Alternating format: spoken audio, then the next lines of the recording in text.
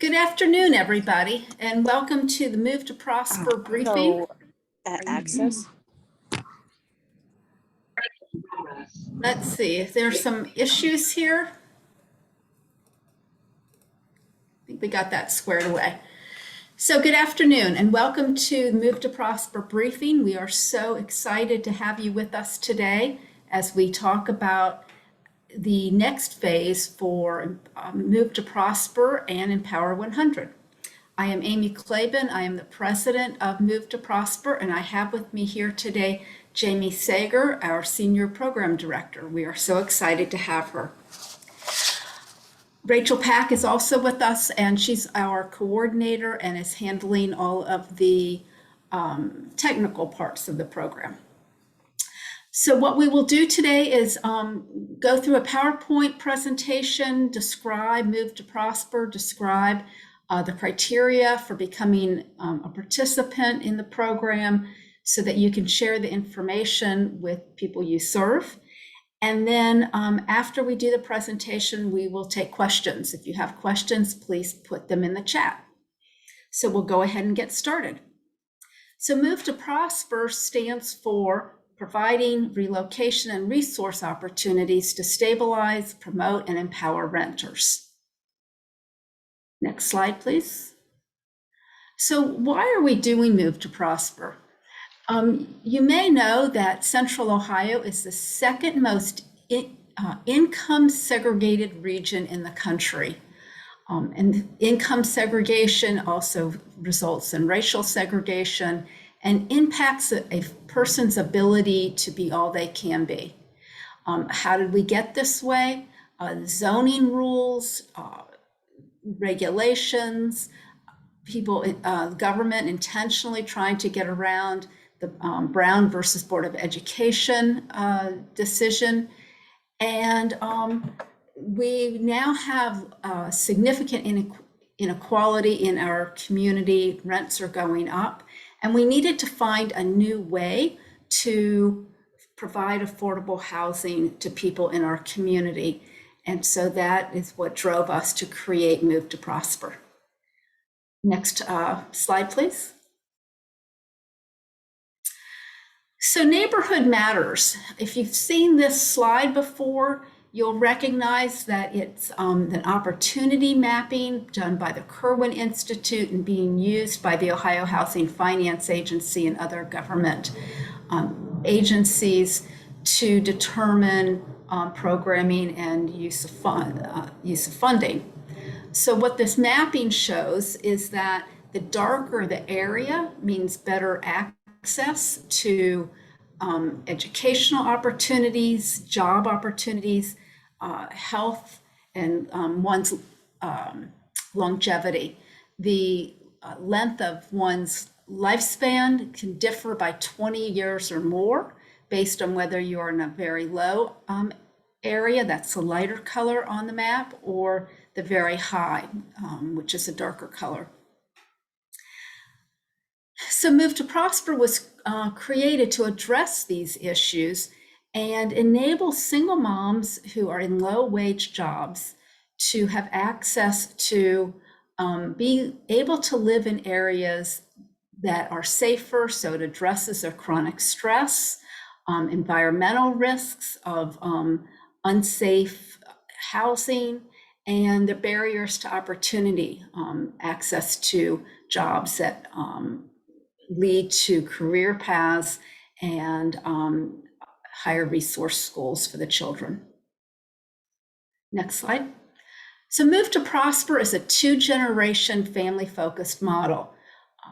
We believe that it's important to address the whole family, and we do it through our programs and coaching.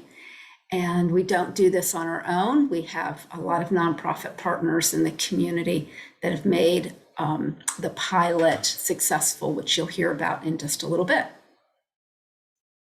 So here's a story from people who we serve.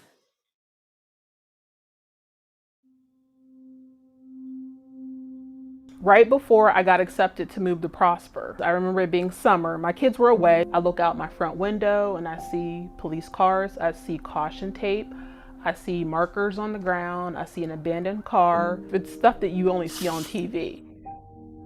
Someone was shot. Someone was shot and killed right in front of my window, the same way my kids walk to and from school every single day. Even now I get emotional thinking about it. Every day it was just fear and just anxiety. I have 2 young adults and a kindergartner. Over 3 years ago, we were homeless, living with family. What I recall about where we used to live is how it wasn't unusual to hear sirens and sometimes gunshots.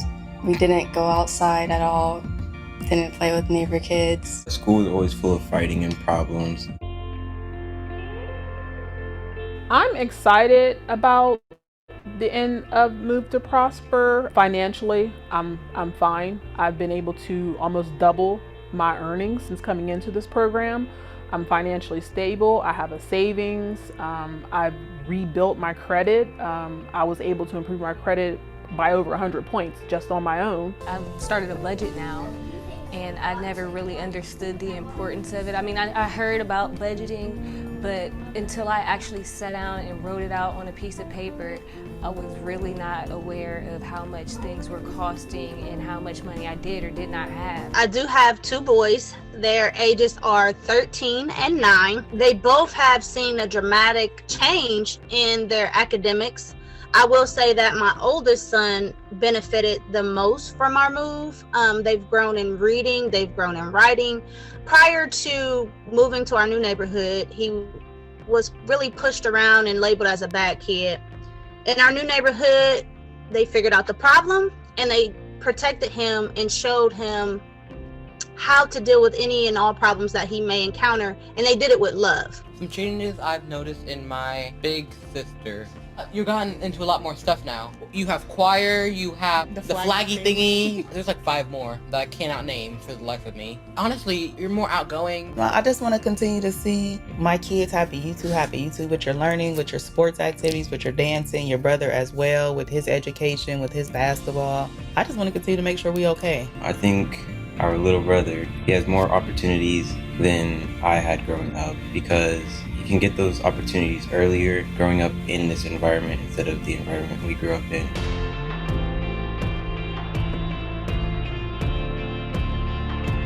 I feel empowered. I've been exposed to so many opportunities that before I wouldn't have had that opportunity to do so. I found a voice, I found a new lifestyle, I found a new neighborhood, I found a new family. I feel unstoppable, to be honest.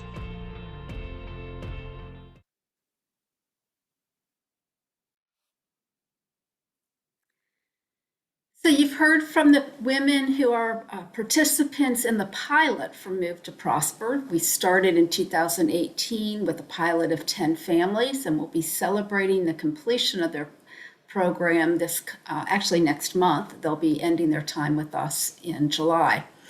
What started out as a 3-year pilot became 4 years because of the pandemic. How we change lives.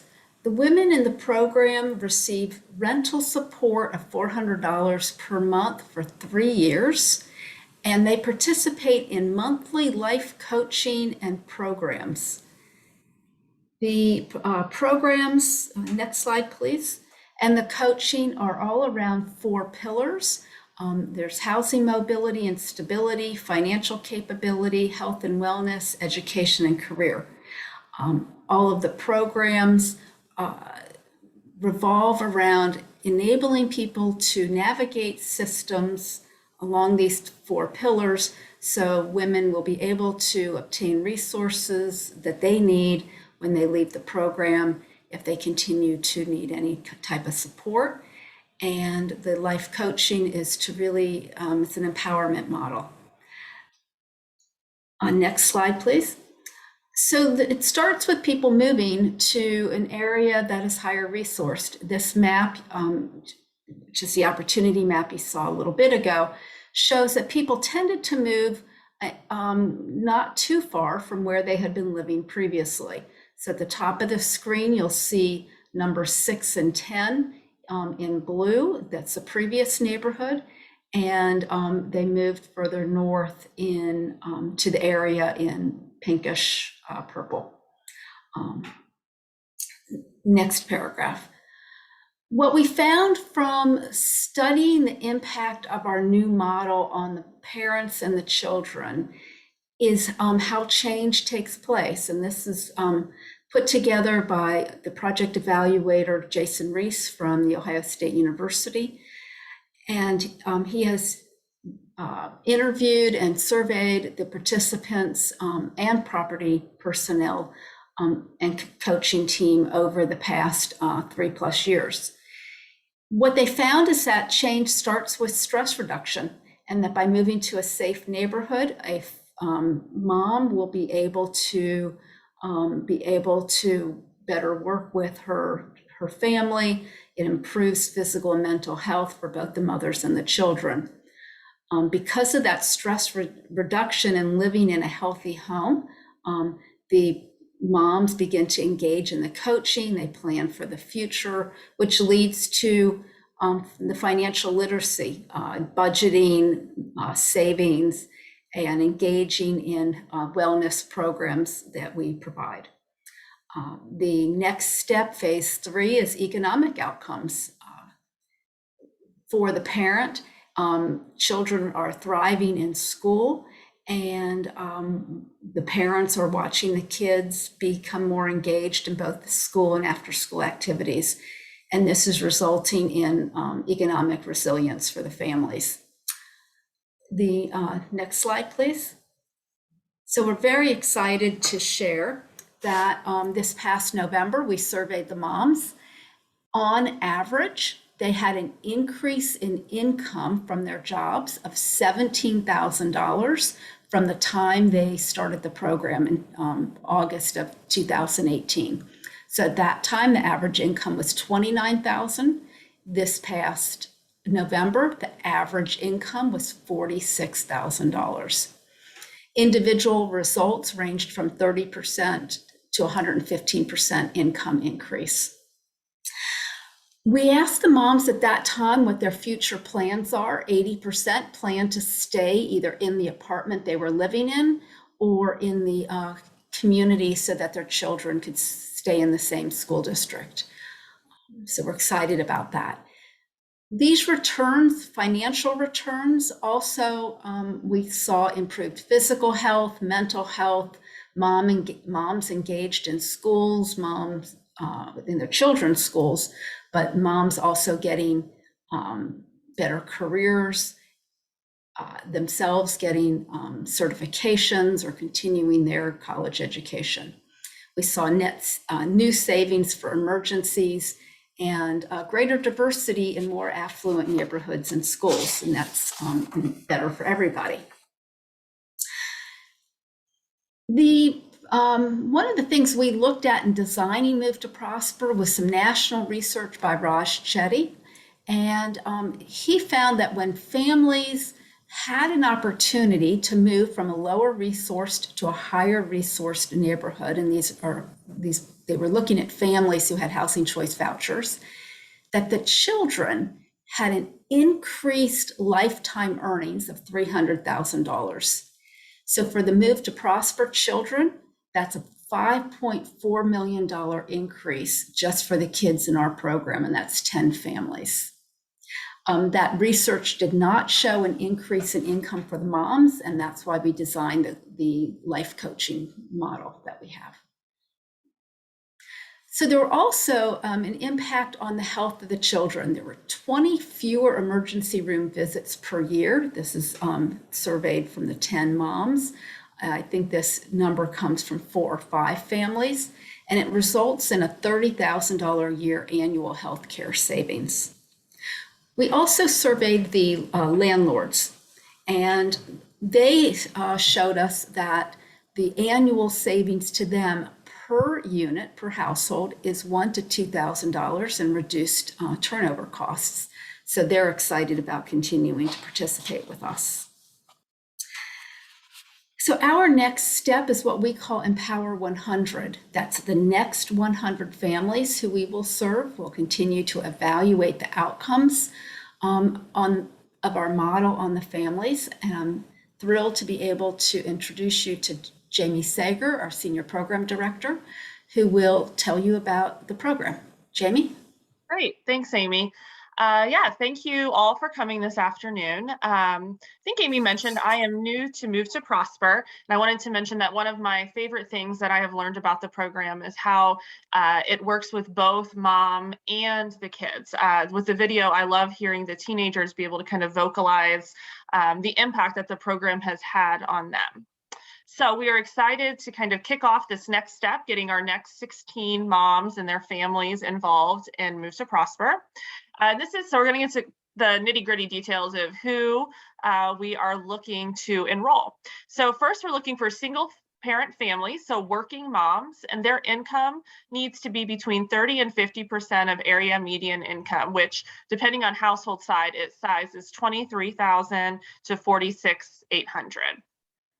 They need to be housing insecure, but we use a pretty broad definition of housing insecure.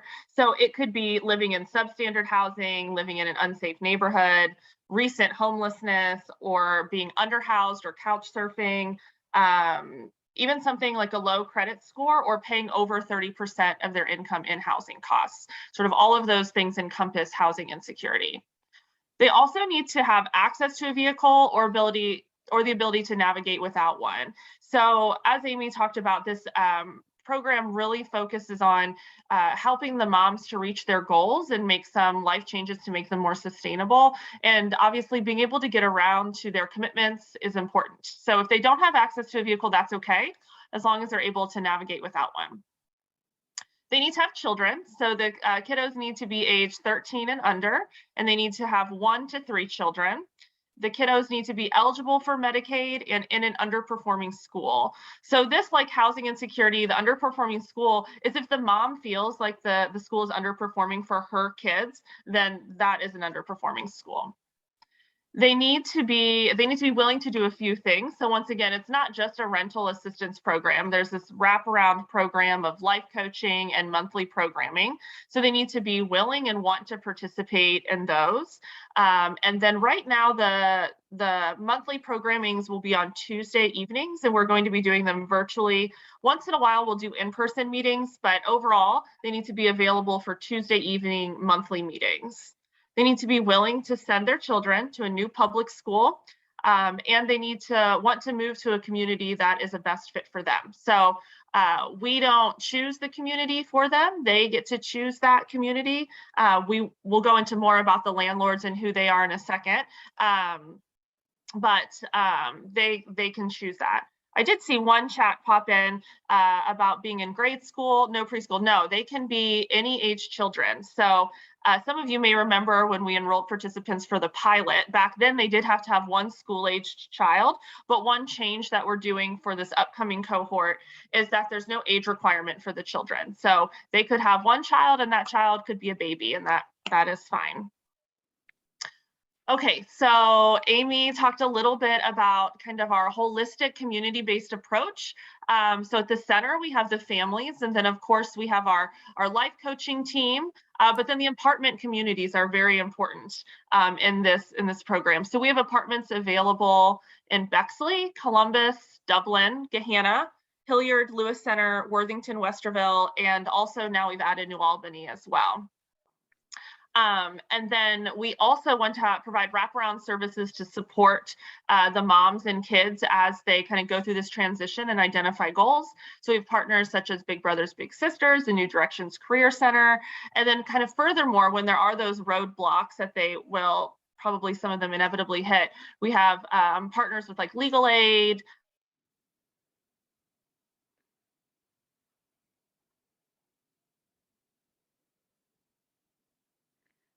Jamie froze up. maybe partner.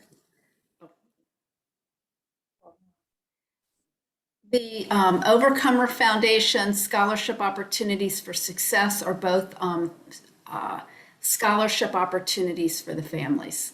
Go ahead, Jamie. Yeah, sorry.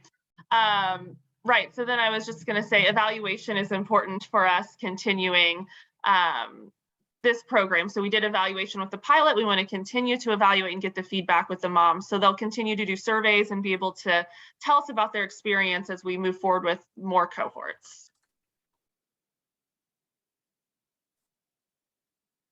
All right, so rental support and how it works. So we provide $400 per month rental support, and we provide that directly to the participating landlord. The participants are responsible for paying the remaining rent and utilities.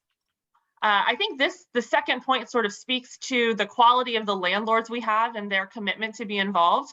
Some of our landlords have a rental units that would still be too expensive for what we're trying to hit. So they have agreed to put in additional rental support so that their units are affordable for our participants, which is pretty neat. So some of those units might have some additional rental support dollars attached. Rent increases are limited to 3% once a year. And landlords work directly with the participant to address housing issues, but if they can't be resolved between the landlord and the Move to Prosper participant, then Move to Prosper will step in and help with that resolution.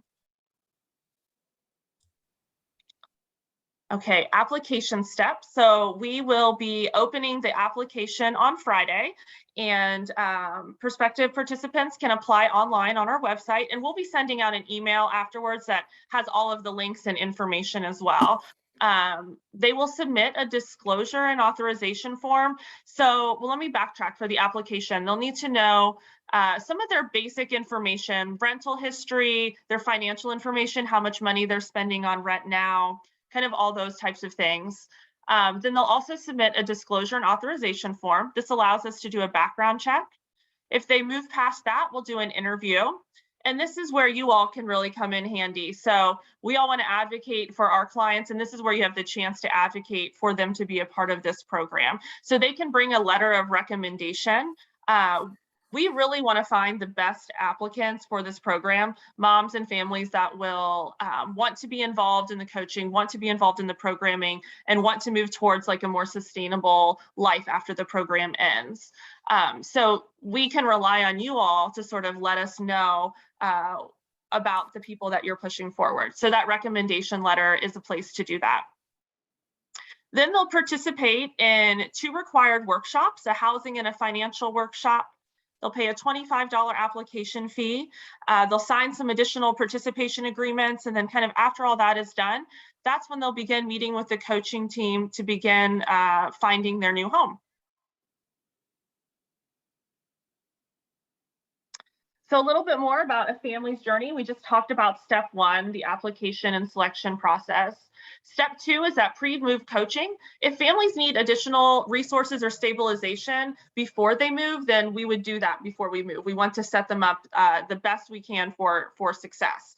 So that happens, and then they will move in. And our goal, our time frame is we would like them to move in this summer before the school year starts. So our goal is to have them kind of in their apartments by August. So they'll begin in their new apartments, and they'll also begin the life coaching. Over the next 3 years, they'll continue to be coached and attend those monthly programming. And then they'll have stability and renting through the relationship that they'll have with their landlord. All of this hopefully will lead to being stably housed, having improved emotional and physical health, better educational opportunities for their kids, and which will ultimately hopefully lead to their goal attainment. Okay, so a little bit more about timeline. The application is going to be on our website, as is a program brochure and a 1-page flyer with the criteria. Like I said, it'll open on Friday, and we're going to have a couple additional open houses that are geared towards prospective applicants. So they're going to be on May 10th and May 24th at 7, and they'll be on Zoom. You'll also be able to find that information on our website and in the email you'll get after the briefing. We really want to spend the month of May kind of bringing those applications in. So if you have people, moms that you think would be a good fit, send them our way. The sooner the better. We do work on a rolling basis in terms of looking at the applications. One other note about the applications, we are using an HR, it's called Jazz HR. So it's like a job application software that we've modified to help us do this application process. So if somebody gets a little confused, this looks like a job application, just let them know, no, you're still applying for the program. This is just the system that we're using. And then our goal is to have, like I said, the families begin to move in August. Next slide. Thank you. So I like this quote because it shows while this program is 3 years, hopefully the skills that they learned is something that they'll be able to carry with them after this 3 years, right? Our goal is to not just have them house sustainably for 3 years. Our goal is to have them reach their goals and be in a better place after the 3 years are over. And here is a beautiful picture of our pilot families, the ones that are ending their time with us and that we'll be celebrating here in the next couple of weeks.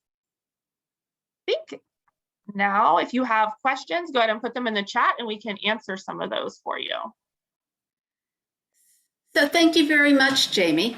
A couple of questions that did come in the chat that I'll go ahead and respond to. One was, what is included in the disclosure piece that might exclude people from becoming participants? So the disclosure is a background check. The landlord that we're working with will do a background check.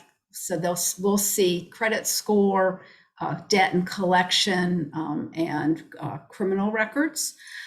We will not review these in the same way that people are reviewed when going to an apartment community for participation as a tenant there. We'll work with the landlords to be more forgiving, if that's the right word here, in how people's backgrounds are reviewed. We know that people may have evictions, and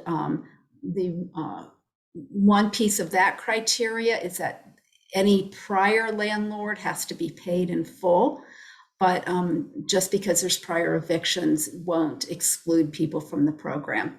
So please encourage people to go ahead and complete the background disclosure form and give us an opportunity to review it with a more open mind. The next question was, when is the $25 fee paid? Is it prior to the interview or after selection? It is after selection. We realize that it's difficult for people to come up with money for deposits, for other things. And so we are only asking for the fee for people who are actually accepted into the program. Another question that came in is, which counties are covered? At this time, it's Franklin County, and there's a few properties in Delaware County, but primarily it is in Franklin County. The goal is to be able to eventually grow the program and have it throughout the state, actually. Got a question here. Is sobriety a necessity for participation in the program? The requirement is that people have a full-time job, and we will not necessarily know whether a person is sober or not, but they do have to have a job. They have to have a history of having a job and be able to afford their part of the income, of the rent and other expenses. Other questions?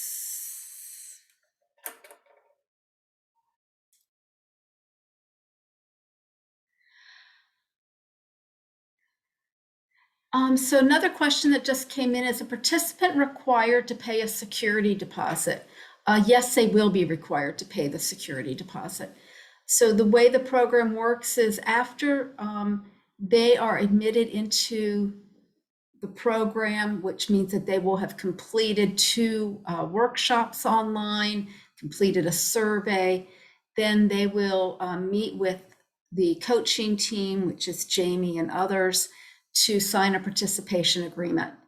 At that time, the mobility counseling begins, and they will receive a list of all of the properties that are available through our participating landlords. They can then determine which apartment communities to check with to see if there's openings. That'll be the first step. And if there is, they would need to pay a security deposit, what we've worked out with the landlords so far, and I want to, I'm putting it that way because we are continuing to meet with new landlords and getting new ones signed up. And we request that the security deposit be limited to $250. And so the person would have to have that. And they'd have to have budgeted, because they won't have security deposit if they have a current apartment that will not be returned, immediately. So they'll have to plan for that. Then once the unit is available and they move, they'll need to obviously pay their first month's rent. Any other questions?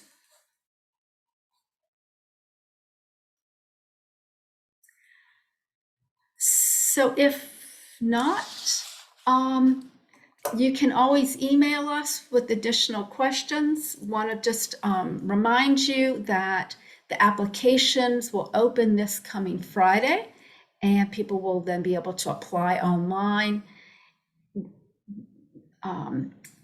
We will have open houses on May 10th and May 24th at 7 p.m. If you go to our website, movetoprosper.org, you will see the criteria brochure. So you have that information about the basic criteria that you saw on one of the slides.